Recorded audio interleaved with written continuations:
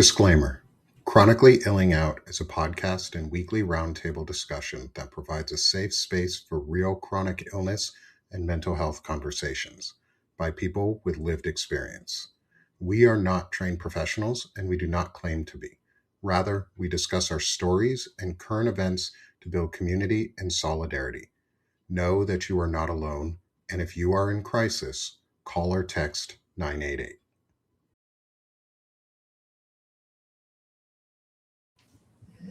Oh, that worked so well. I'm so happy about that. Good morning, everyone. Good Welcome. morning. Welcome. We're late, but that's okay. Good morning, everyone. Welcome to Sick of This Shit Publications. I'm Nick Perro, not your dad, joined by my friends and a special guest with us today. But I'll go through our list here real quick. My friend Soso. Good morning, Soso. Is it Friday? Good morning. Yet? No, it's not. It's not Friday yet. Beth Cruz. Good morning, Beth. It's really Good good morning. to see you smiling and Good so to see happy everybody. today. Thank you. I feel happy today. Good day. Good. Doc Steph, it's good to see you too. Hey, everyone. Good to see all of you guys. It's been quite a time. So glad to be among friends. Good. And morning, everyone in the audience. Today we have a special guest with us. We have a friend of mine who was with me at my old job in the tech world. She was a previous director of mine for operations and engineering. And she's one of the people that has had probably the most positive impact on my life in recent times. And I talked about her during my intelligent masculinity interview as being one of the most influential feminine figures in my life because she ended something that was causing me trauma. And she helped get me through 2.5 years of trauma, basically, in 3 months of knowing 3-4 months of getting to work with her. My friend, Marilyn. Marilyn, it's really good to have you. It's really good to see you. And do you mind introducing yourself to everyone today? Yeah. Hi, guys. My name is Marilyn Brotherick. Just a disclaimer, I can't see any faces. So I'm truly reacting like I was just on the phone. So just a heads up. This is my first time really tuning in, and my chronic condition is CPTSD, or as in the DSM-5, just PTSD. And I also have the world's worst anxiety along with ADHD. And so, wow. Yeah, it's a lot to take in. But I think therapy has been the most beneficial process in my life. I was going to meet with Nick prior to this, but the words like victims and survivors, I struggle with. One, because for the longest time, I never saw myself as a victim. Like, I thought it was all my fault. I thought, I deserved it. And then to survive it, it's like, well, these things never should have happened in the first place. So for me, a lot of my trauma comes from, one, sexual abuse, but then two, having a background in human trafficking. And so even saying it out loud, how I've shown up and coped is working. And so Nick, you are the same for me. It was such an honor and privilege to just take down the walls and say, who are you outside of work and how can we collaborate to be better? And I think therapy and really getting myself out of that as well has made me a much better person. I love that. Yeah. Thank you. I love that. And I'm glad you're with us. Ladies, do you have any questions before we get into this? I just feel like I met my new BFF, actually. Anxiety. We'll give hearts on the screen, too. Yes. We'll do hearts. And smash the heart. Yay. I can't see anything, but my reaction is like, yes, girl. Yeah, I'm going to tell you, yes, I felt every bit of that. It's I never realized how strong my anxiety was. I just thought I was weird. I didn't have a name for it. It was just like, why can't I go outside of my house very well? Or why can't I do this? And then, when you realize it's just like smothering you and you've just got to push through. Oh, but here we are, and we're live. Look at that. Yeah. A Yeah. win. And we're doing it. Like, We're doing it. Marilyn, you knew me at work, and I was never one who was terribly quiet about how I felt or the things that I did.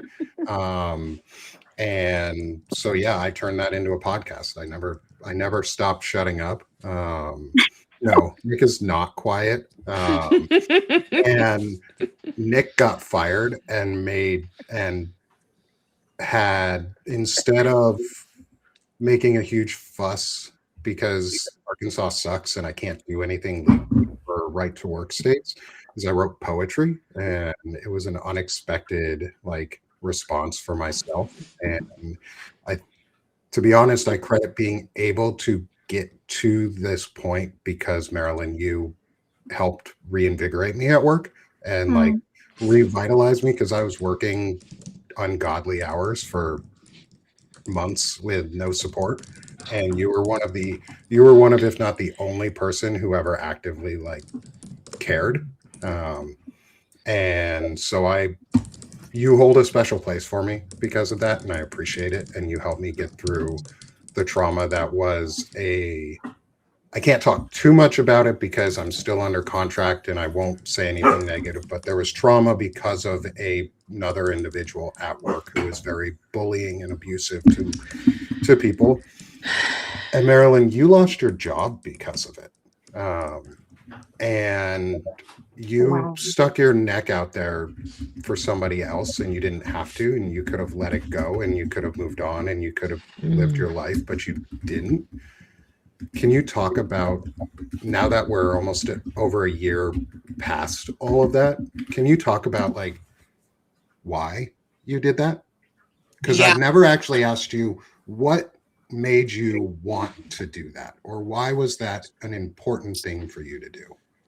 Yeah, I think in a way, I've always been a person that cares deeply about people. Like there's a moral code in a way of a value of people. And so even before I worked in that position, kind of just to stack up, for me, I think that women should make the same amount of men for equal work. I think that the executive world in general reflects something not so pretty, and that women that perform equal work and equal skills in similar positions should be adequately compensated. And so as I look at patterns and behaviors of how I've acted in any director role, for me, it's more like if there's something wrong that can one cross over to the point where somebody doesn't feel valued, doesn't feel heard, doesn't feel rewarded to actually do their job well, and it creates a hostile environment, I will always, no matter what, speak up for anyone, even if it's at my own detriment. For me, it's more like I recognize, as even somebody who's tried to hide her whole life from, the outside forces, that sometimes people don't want to speak up because one, maybe they're not ready, maybe there's fear, maybe there's shame, maybe there's guilt.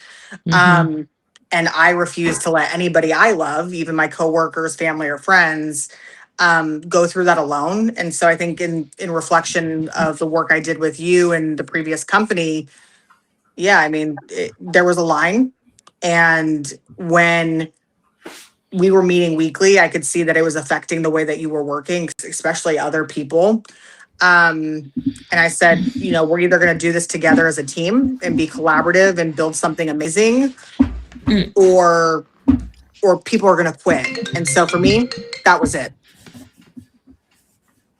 Well, again, I have to say thank you because of it. And just so you know, my mom is in our chat. She's a big fan of this show, and she says thank you for being there for my son. She's a big fan of ours and the show that we do. So I wanted to pass that on because thank you. It means a lot to me, obviously, because I'm here and I'm still able to work and function. And I do credit to you in a lot of ways. So what have you been up to for the last year since then? And what types of things have you been doing to focus on you and solving, or not solving, but working on and combating your mental health or coping with throughout all this time? Yeah, I the first thing I did is what I knew and was like, I'm just gonna get another job. I was a total avoidant. And then I realized I failed miserably. I ended up in the ER, and that was what, July or August of this past year. And, you know, it sit with me a little bit harder because it wasn't like I was delusional, like the doctors and psychiatrists and everybody was like, no, you're very you're very sane. You're having somatic experiences where you're physically sweating and I can see the tenseness. And so I was like, okay, what type of like unconscious guilt do I have? like I almost went spiritual for a moment where I was like, the book of the book of Job was in my mind, where I was like, everybody was telling me I was doing something wrong and I was like, God, please help me. So I started to really dive into my attachment styles. That was like my starting point. I was like, have I in my entire life displayed anxious or disorganized attachment that would cause me to be hyper vigilant in a way that would end up in the hospital? Or was it, years of sexual abuse and not coming forward? And then the third layer was like, oh, I have a background in human trafficking, labor trafficking, and sex trafficking that I've never dealt with. And so I found a trafficking task force called E28. It's A21.org. And rapidly, there was an entire team there to help me. And I worked with Safe House Project, Refuge for Women, and Southeast Church, which has a huge trafficking program. And really, I crowdsourced. That was the best way for me to understand that, one, I couldn't do things alone. Two, it's okay to ask for help. And three, fully surrender. Like, fully surrender to the fact that my childhood wasn't as pretty as it was. My accomplishments and the shiny things in my life were just masks of coping through not dealing with my problems. And for me, it was more like, hey, how do I like walk my dog again? Or go to the library and read more books. So for the past year, I have been with neuroscience doctors doing MRIs on my brain. I've been doing things with like neuropsychological assessments, EEG studies, sleep studies. And I focused on physical health first to just boil down like, hey, is this a personality disorder? Like, I don't believe in labels at all. Like, I believe that labels allow you to understand who you are and then be able to tell others so that you can really learn the skills that you need. And then we ruled that out and they were like, okay, sleep, is there migraines? And I was like, boy, oh boy, is there migraines. I'm with you every day. I was like, boy, oh boy. And so then we did like muscle relaxers and other things. And after, I don't know, maybe 4 biopsychosocials, 2 neurological evaluations, 2 MRIs, the doctors came back to me and they were like, you're doing everything that you need to do. Therapy might be more harmful than helpful, but we need to get you back with your social bonds. And so for me, I enrolled in school at a local community college just to take some random classes about US history. And I go to the park and I walk my dog and I got a library card. So for me, it's been so rewarding. But it doesn't help to say like, I'm great and everything's fantastic. No, I definitely cry myself to sleep sometimes too, which is okay. It is okay. Yeah. It's very okay.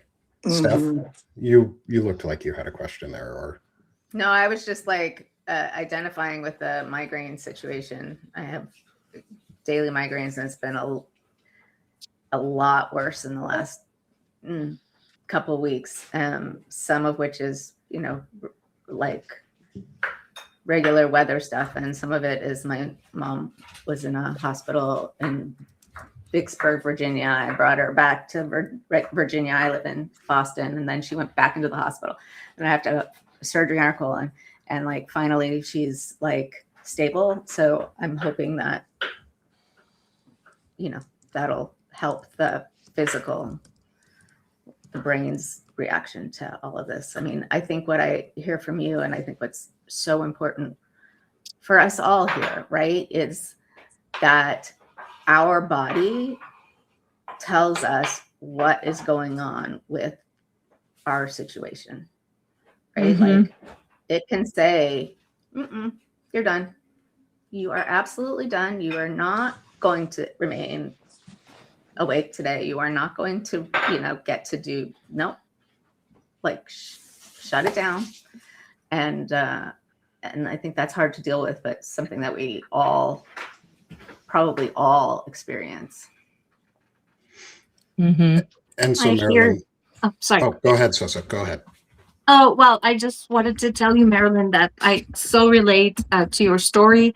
A little bit different, but also realizing that I have CPTSD, which honestly really explained everything when you've been in the hospital like 12 years ago, and the whole, like, I went basically where you went. I mean, just trying to getting to understand, and they're like, no, it's really like, it's like there's so much crap around you, it's like, okay, you're really figuring out, like, is it me? Is it me? Is it me? And then, Yep. but you still have to deal with those like not just emotional, but physical reaction. And it kind of like, it's not, and that notion is so very recent, to realize like you're so hyper vigilant, but that's because of like your nervous system developed in a certain way. That, I mean, and anyways, I've listened to what you just said, and I was like, yes, like, because I was there, like, and right now what you're doing is fine. Like, you're just taking care of finding, I would call this your baseline, feeling physically safe. I mean, you have to like, just just feel good physically first. I mean, that's so important when you have CPTSD, because then it allows you to actually, at one point, you'll be able to get to that point, where, but it's, yeah. I mean, anyways, I don't stop talking, but I'm just, No, I love it. I hear it so much, like, oh my gosh, like all the whole, and they tell,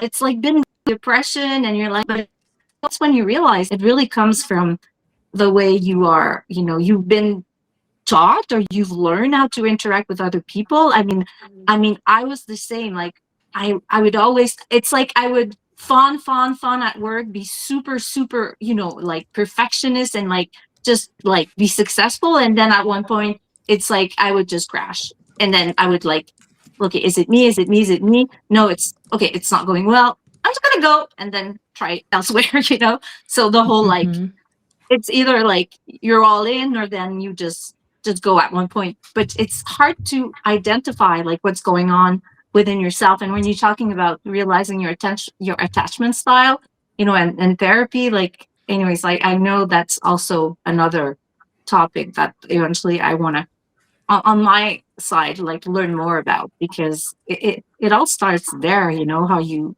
like be in relationships to other people. And it's not just the people you're close to, it's also the people where you interact with at work. And that's like, it's everywhere. So anyways, just thank you for being with us. Yeah. Well, I'm adding my little phone charger, so it can't die on me. Well, that worked out too. It upped your screen a little bit for you. Yeah. So Marilyn, I wanted to ask, because you and I we worked together, but we were both high performing individuals at our job, and you challenged everybody around you to be better. And that was one of the big things that drew me to you, was you challenged me to be better while also learning about me. What have you done since because I know being a high performer adds into that anxiety and the depression and the feelings of I'm not good enough, or I'm not doing enough, or I'm not working hard enough. How have you balanced that since going to therapy and restarting this journey to find yourself again? How have Mhm. you balanced that to listen to your body and listen to what your mind has to say without hurting yourself during it? Yeah, it's a really good question. I think when I first started, I took the approach that anybody would take, like, hey, maybe I should go to the gym, or maybe I should start painting. And I actually took a step back and I was like, wait, I'm really good at people. Is my coping to get better codependency? And so what I tuned into was like, oh, I like to develop others because I don't want to focus on my inner chaos. And Oh. and so I was like, if I need to heal, I can't have any outward projection of a task or project. I need to truly understand my own ecology, my own sociology, how community and social bonds in the system institutionally creates or alters or any type of circumstance, so that I can actually truly start to understand the patterns and behaviors I've had through my life. And so that's what I did. I enrolled in school. I was radically honest with my counselors, like, hey, I studied kinesiology and nutrition, and I never even remember taking a sociology class. I don't even remember my high school or middle school experience. And they were like, how about we do ethics? How about we do modern social problems? And how about we do the Civil War period? Would that be something that you're interested in? And I was like, yes. And I'm so glad I did, because I now can like really look outside myself. I'm like, oh, like my socio background, I grew up in foster care. I get it. Okay, vulnerable. Take a step back again. Oh, my foster parents, who I consider my parents, are the most amazing people on earth, and my family system was super strong. Oh, sexual assault and rape, understanding that I didn't understand the difference between the two at first. Oh, I know the difference now. Oh, I know why I don't remember things. That's the things that I've been working on, and how I integrate those, not as like trauma experiences, because I forgive the things that happened to me, like for my own sanity. But how do they show up in the here and now? Those things don't define me. But if I don't change my patterns now, I won't have relationships where people truly authentically know me. And so I've been working on interpersonal relationships too. I love that. I'm glad you found yourself and are healing. Like, I feel back to myself. That's the thing. Like, I felt so lost after losing the job, where I was like, oh my gosh, I look so great on paper, and all of these achievements are everything that I've ever had. And, it's a director VP position, and it's in tech. It's everything I want to do. And I was like, oh no, this is God telling me, like, you need to crash and you need to burn. And I am so glad it happened. It is the best thing that has ever happened, because it truly allowed me to understand that abusive relationships, even with men, because the situation was, for example, Nick, just to be transparent, I was in a meeting with a couple of people, and not referencing any individuals or any certain company. I don't even have a LinkedIn anymore, so Yeah. it's not publicly findable. I was in a meeting with a couple of individuals, and somebody that supervised me was willingly like wanting to like break me down. And I don't think it was intentional. I don't think that people are malicious. But in the moment, I just started bawling. And if you know me, I don't cry. I wish I could cry. I really wish my alexithymia allowed me to process emotions in a way that shows up in other people, but I cried. And two of my colleagues were sending me messages like, I'm so sorry this is happening to you. Like, this is unacceptable. And I mean, but in my mind, I'm like dissociating, like, oh, I'm definitely getting fired over this. That was like number one. Number two was like, well, nobody said anything. Like, this is clearly like the worst thing that could ever happen to anybody. And I'm just taking it like a whip. And I think even after the firing, I was like, oh, I struggle with power imbalance. I struggle with abusive men. I struggle with like the coercive nature of like how patriarchy works in executive suites. So yeah, I'm really thankful it happened. Best thing that's ever happened to me. Good. I love that. I love that too, Beth. Yes, I'm at my burning it all down era, and I'm feeling pretty good about it. So, yeah. I think we all need to be in our burning down era a little bit right now. Yeah. Especially with all the Yeah. sexual assault and abuse stuff that's been going on in the public discourse around pedophilia It's and so rape and the triggering. trauma that is coming out. And So triggering. like, I'm purposely not asking about any of that right now and how things have over the last year have impacted, because I don't want you to have to go through that trauma right now and talk about it. And I think it sucks that all of us are in this trauma cycle right now, and not enough people are stepping up to do anything about it. And I do a lot of work on advocating for men and fixing men and redefining what masculinity is and should be. And it gets harder and harder and harder every fucking day when we hear new things about all of this shit that keeps happening. And I feel so before I end here, Beth, I'm appreciative of the comments, but I hate having to get comments that say, thank you, Nick, for the basic decency. Like, we shouldn't be at the point where men need to be thanked just to be basically decent. Like, that should be the standard for all of us. And it's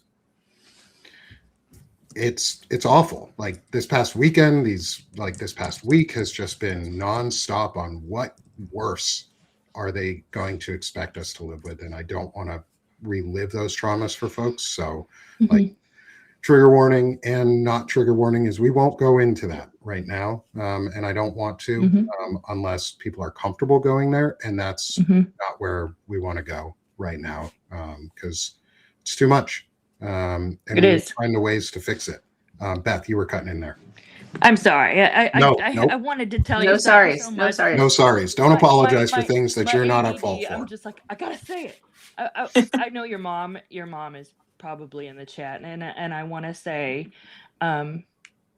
you, Nick, have made a difference in my life. Now, your work made me say enough. You bringing them in and talking about how they feel. So sorry. It's so powerful, and it makes you step back and go, holy fuck, this is not normal. What I'm living is not normal. And fuck that. I'm gonna live normal. So I appreciate what you're doing, and I'm gonna keep pushing for your work. Thanks, Beth. Yeah. I second that. I second that. Friends. I third Powerful. that. Oh, I can't get the heart going. Thank you. Can't get the heart going. Can't get the heart going, but I I don't did. know if I can get my heart going. It's all right. I don't know. It You doesn't. got a tear in me. So Yeah, this is good people, and I feel like I've grown in just months tremendously of just paying attention and going, wait a minute. I can do better, and I will do better. Yeah. So And yeah, it's there's important. a great comment from our friend Fiona Bridges in the chat, which is Substack is becoming a hotspot for people targeting victims. Yes. And Mhm. it became obvious last week or the week before when they platformed Andrew Tate. And he Yes. has like a #1 bestseller, new bestseller with millions of followers, but not even 100 paid subscribers, which Substack, hey, your paid subscriber badge comes on when you get 100 paid subs, not because you have a million fucking free subscribers and you bring over a fucking uh, list Is he of your. still here? Is he still He's here on still here. Substack? Platform Substack is making money off of a rapist. He's Yes. still crawling around. Yep. Well, they're making money off of Nazis too, and they always Yes. have been. So, like, Yeah, it's and a I feel the need, obviously, because I speak out, and I know a lot of the friends that I have made that are men on here speak out too. Is we feel the need to just keep doing it, and no matter what, like whatever comes out of all of this, I'm gonna just do my damnedest to make sure that others know that there are safe places to learn and to be better. And Yes. again, I'm going to call out the fucking large media conglomerates that are on here that call themselves independent, who don't give back to any of the smaller contributors or any of the networks or any of the folks who are trying to actually change cultural conversations. Because disabilities are underspoken about. I mean, that's literally why I started this. This is a therapy group almost for me and 3 friends and those we invite on, and all of you in our chat with us. Like, this has become a Monday morning therapy for us. And again, we're not licensed therapists. We're not offering you actual clinical advice. We are just giving our experiences. And it's become a place that I really, really value every day. Like, I do it Monday. We do this Monday morning, so we start our week off on a good foot. But the large networks, until you're willing to invest in us as smaller contributors who are putting in this type of work, who are trying to change the cultural conversation for men, it's not going to change. We're not going to get out of this cycle of patriarchal abuse and misogyny and bigotry and all of this shit if we don't support these conversations, the growth of them. And it's really sad to see how little some of those groups actually care about what we're saying, even though they keep complaining, oh, nothing's changing, nothing's changing. Well, then fucking do something, change it, use your power to do it. And so that's my call, to call out the assholes on in some of these larger networks and some of these larger publications, and for firing folks that I'm friends with because they spoke out. Like, fuck that. Like, that's bullshit. You're ruining the space if you don't invite us up. You're pulling the ladder up. And it's abusive. Like, we're fighting an abusive system in here too. And Marilyn, I know you're not a huge Substacker in any way. You live your life and you're doing a ton of stuff outside of it. But how do you, now that you've refound yourself, what do you do now for work? And without having to talk about any companies that you work for, but what field do you work in now? Are you still in the tech field? And have you found spaces that are healthier for you in the field that you're in? Yeah. So I actually decided to do a whole eat, pray, love, y'all. I told myself that, if I'm truly going to surrender, it's easy for me to pick. I mean, I would stay in tech likely. But if I choose a job, whatever company it may be, I go all in. Like, I am loyal, brave, true, Mulan me. Like, I mean, Nick knows I would stay up 12 hours with him past even the workday. We had So some really long late nights that the two of us were working on projects together, and Yeah. nobody ever said anything positive about the work we did. Yeah. Wow. It Wow. was really hard. And it was a version of sleep deprivation, right? And so you get foggy, you get more emotional. And so yeah, I was like, I'm not gonna do that to myself. I'm gonna go all in to finding out what my true self looks like and remove the work identity and remove the work ego. That is Strip it. Mm. that really Mhm. speaks to me. Like, Strip it. wow. Remove it because your ego is costing you your peace. Yeah. And I started meeting with attorney generals. I started meeting with my church and really understanding like what are we doing as a church to like really teach women, young women and men, what does grooming look like, what does the acts look like, the means, the provision, what does Mhm. that cycle of abuse look like. And I think maybe one day, maybe that's a session we could possibly do even with leaders in the community. I'd And love for to talk about that if you're open to having that conversation with others too.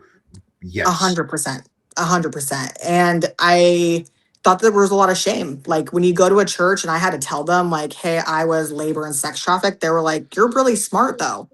And I was like, oh, God, I'm I sorry. was like, Oh. I was like, Jesus.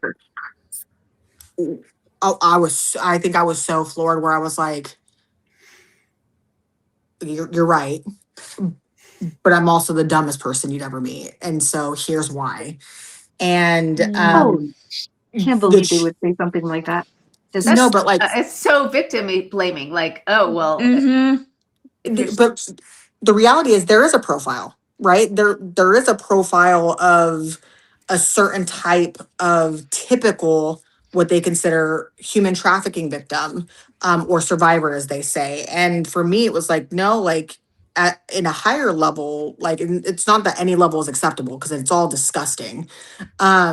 You have escorts, you have people that are stripping or are pimped out, you have people that are essentially associates of organized crime. I was like, there's so many things where Mhm. somebody can be pulled in and labor trafficked because they're intelligent and then ultimately submit them or whip them into other behaviors. And so Nick, just to answer your question, for me it was like, how do I remove shame and guilt and get my church to accept me fully? And by the way, they support human trafficking, so they give to human trafficking, they go into the community.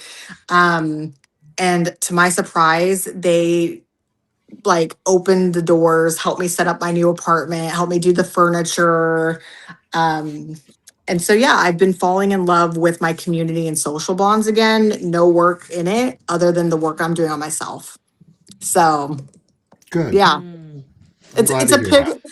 It's a pivot, but it's easy to go back to what you know. That's what I would say. When you're trauma bonded to an event or a person, you want to go back to what's familiar. You want to go back to do something either for revenge or your own superficial needs. And for me, it was like, oh Mm. no, I'm the problem. I I'm don't the know pro- if you were I don't know if you were the problem. I no, I just got shitty tasting boys. yeah, I And think notice how I didn't say men. I'm gonna say the the man children were the Mm, problem. And we live in a society where the victims of abuse get shamed and blamed for fucking everything. yeah. And Mhm. none of the men Yes. ever get held responsible for any of that. Look at Eric Swalwell. Look at Tony Gonzalez. Mm. Look at all Ruben Gallego. Look at people who are in office right now. Like, I keep getting notes on my comments like, yeah, but somebody actually put a note on my comment who was like, think about the safety, how dangerous it must be for Eric Swalwell now. And my response to it was, fuck yeah. him. He didn't think about the safety about the women that he assaulted and raped. Like, why should I care about an abuser's safety when he did not consider the safety of an individual When he around drugged them, when he drugged them and raped and them? Like, raped them. that's, Let's be again, clear. sorry everybody, and I'm sorry. I'll make sure that there's a trigger warning Yeah, for sure. in the show for this, about like discuss at the beginning of our show notes, talking about trigger warning for all of this, is because it's fucking bullshit. like there's no other way to describe it. Is if you and I said if you are downplaying the severity of these types of events, of things like who is the former lieutenant governor of Virginia that just shot himself over the weekend. He killed his wife and then Oh, I didn't had a see that. suicide. He murdered his wife, who had their kids in the house, because he was a sexual abuser and sexual assaulter, known to have been, and then killed his wife. And we're supposed to feel bad about him dying or celebrate his career in any way? No. That man abused his spouse, killed them, caused trauma to their children, and took the coward's way out.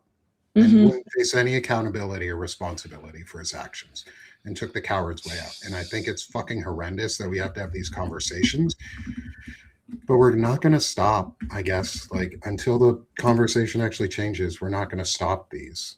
We're just going to keep this conversation going. We're just going to keep building it. It needs to grow. I feel like your work especially is important, and it really needs to be spread, because I think the message is just not getting to where it needs to go.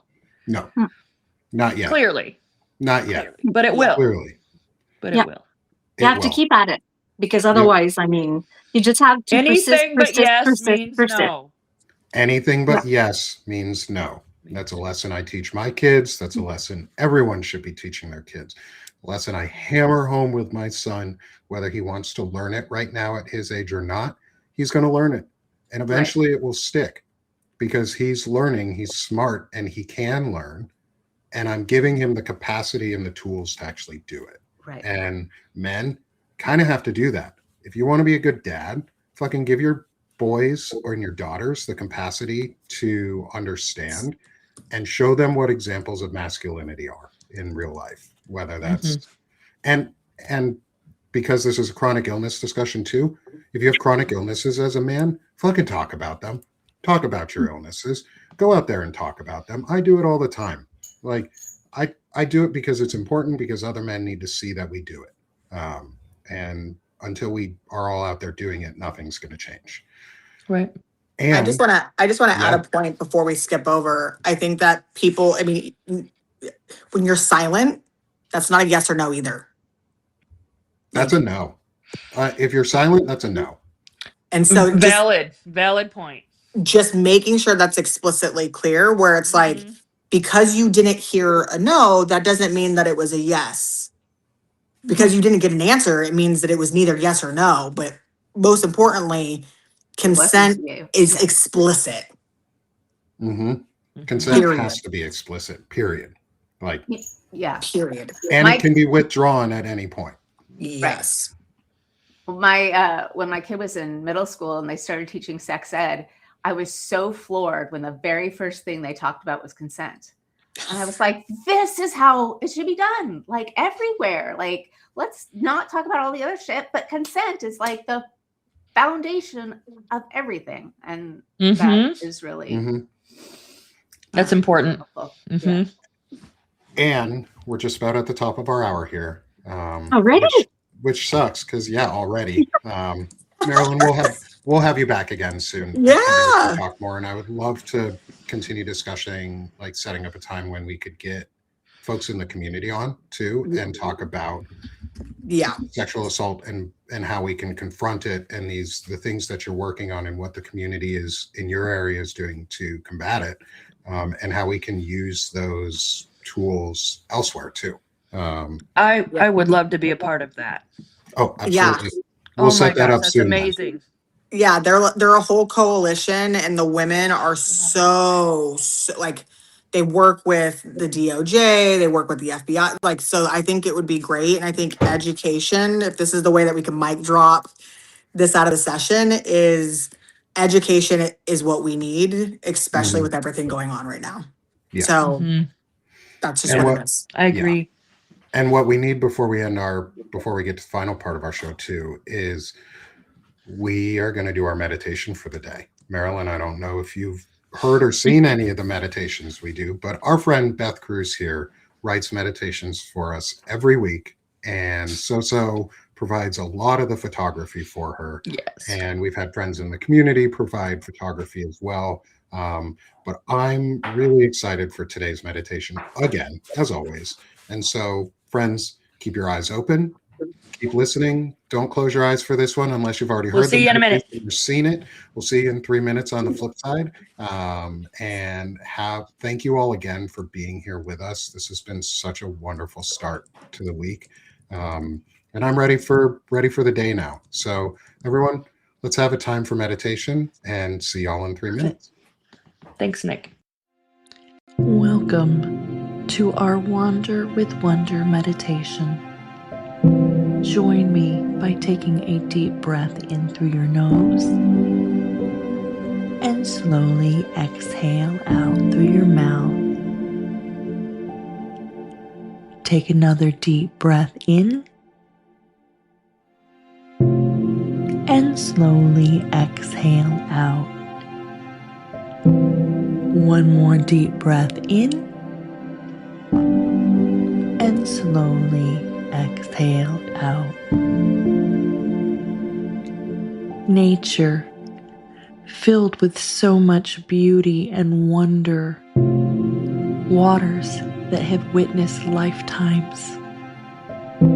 Trees that have dug their roots deep into the soil, determined to see forever. The river, always changing, moving gently with quiet strength. The banks carved out by time, recorded in the history within the rocks and shore. As we stand in the presence of wonder, feel that strength, that wisdom of age and time. Wander with me in the vast and ancient earth, allowing the beauty to bring you stillness, clarity, and strength. Take another deep breath in through your nose and slowly exhale out through your mouth. Feel your body release the stress and worry. Nature, it replenishes the soul. It demands our full presence and attention as it shares its wondrous secrets, grounding us in the moment. Take time to wander. Breathe in that fresh air and clear your mind. Give that time to yourself for renewal. Be kind to you. Wherever your wander takes you, always remember to wonder.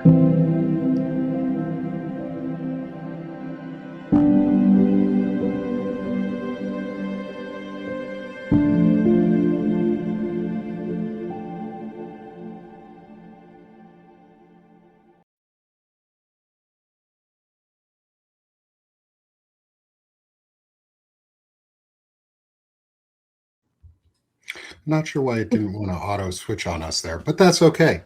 Hey, y'all, welcome back. We're back from the meditation. Beth, that was amazing. Again, she's on the phone, so she's busy for a second, but gosh, I love those meditations. She's got a way to just translate like what I mean. It's amazing because I take pictures and I try to, sort of, I see something that I can't explain, and then she uses them and she makes that story. But it's like it's something that at one point I know I thought when I was just like contemplating. So it's like, anyways, I'm just Beth, beautiful. treasure. When she's back, beautiful. This is my message for her. She did the dang thing. I love it.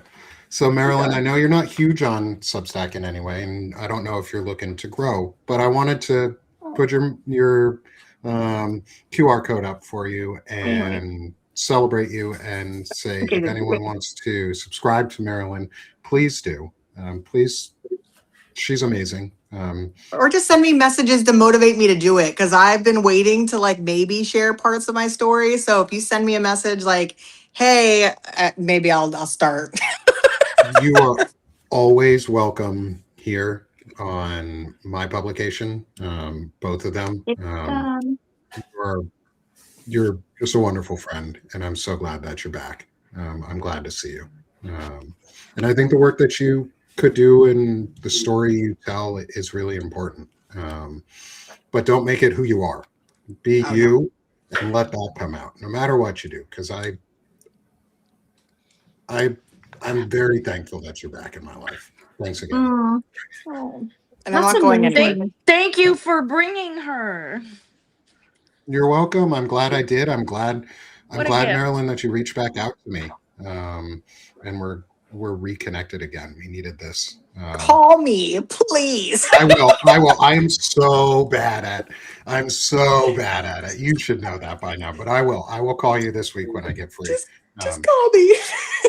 And it was so nice meeting you guys. I still can't see anybody's screen, but I appreciate this time. Seriously, it's been healing in ways that I can't even express. So I want to let you know too, you just got a comment from our friend Zooples in the chat, Marilyn, that says Marilyn is a light.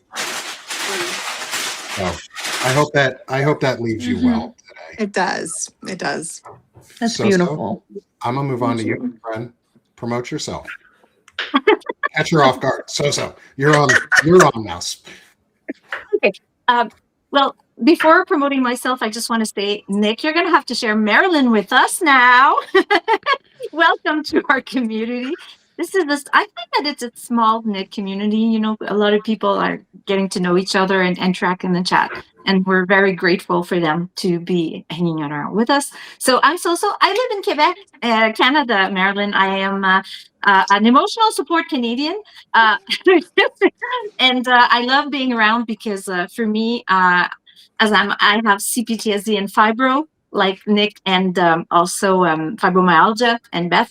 So I'm kind of using this time also to make sure that I'm using my voice to try to leave some impact and say what's going on is not acceptable. And as your neighbor, I want to cheer you guys up. And I'm saying you, but I know there are other Canadians with us, but it's like taking a stand. You know, we're not letting the aggressors win. We're not. And that for me is so important. Like, I just want to be a part of that, something bigger, because I don't want to.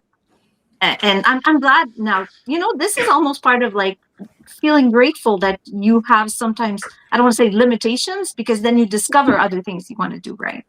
Ooh. So so thank you for being here. And if you want to, guys, subscribe to my my subscription is there. And I'm sorry, I have fog this morning, but I love to welcome any free subscribers, because it's just bringing the numbers up. And when the numbers are up, then we reach more people.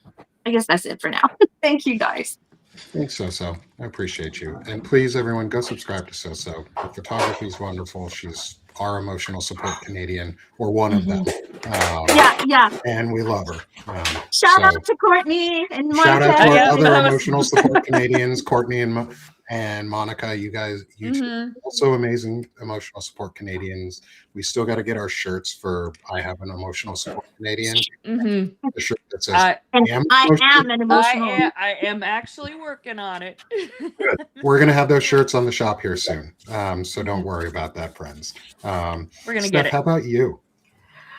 So my name is Stephanie Wilson, and I have a podcast show, Freedom Over Fascism, which has been on hiatus as things like mother being in hospital and me being a little burnt out.